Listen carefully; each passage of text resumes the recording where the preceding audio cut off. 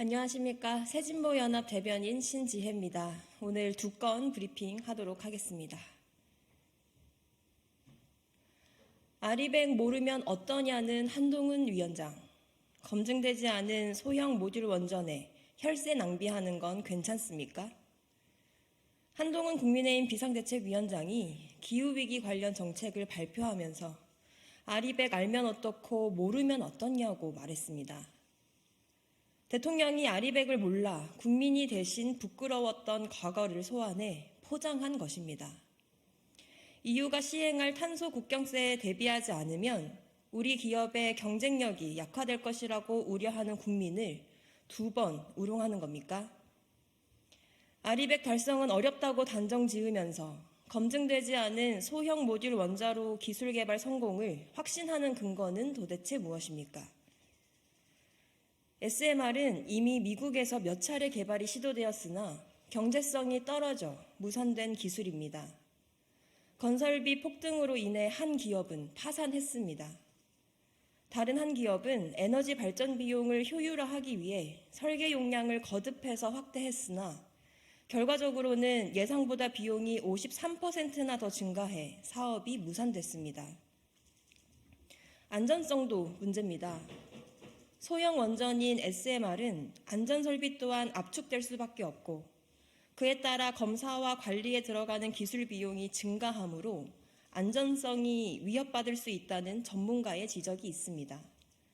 게다가 고준위 방사성 폐기물 발생이 더 많을 수 있다는 분석까지 있습니다. 국민의 안전을 담보할 검증도 시원찮다는 뜻입니다. 윤석열 정부는 오직 원전 강화만을 외치며 경제성도 안전도 불투명한 분야에 혈세 투입을 예고하고 있습니다. 각종 감세로 국가재정에 구멍을 내놓고 아예 혈세 낭비까지 하겠다고 공언하는 셈입니다. 정부 여당이 기후위기 대응을 위해 가장 우선해야 할 일은 원전 강화 외골수에서 벗어나는 것입니다. 검증된 적 없는 기술 개발에 투자해 혈세 낭비 말고 기업 경쟁력 강화를 위한 재생에너지 투자에 더욱 적극적으로 나서야 합니다. 새진보연합은 정부가 녹색 전환에 대대적으로 투자하고 정부의 혁신 투자 성과를 국민 전체에게 분배하는 미래를 반드시 만들어내겠습니다. 다음 브리핑 하도록 하겠습니다. 죽음으로 탄원한 전세 사기 피해자. 여당은 전세 사기 특별법 개정 외면하지 마십시오. 이재명 대표를 보호하기 위한 전략이다. 놀랍게도 오늘 국회 국토위에서 국민의힘 김정재 의원이 전세 사기 특별법 개정안 본회의 부의안을 두고 한 말입니다. 그리고 표결도 하지 않고 여당 의원 모두 자리를 박차고 나갔습니다. 피해자가 간절히 요구하는 선구제 후회수 방안을 포함시키는 게 이재명 대표를 어떻게 보호한단 말입니까? 사회적 참사를 정쟁으로 만들고 있는 것은 국민의힘입니다. 죽음으로 탄원한다. 작년 2월 28일 전세 사기 피해자가 삶을 포기하며 남긴 말입니다.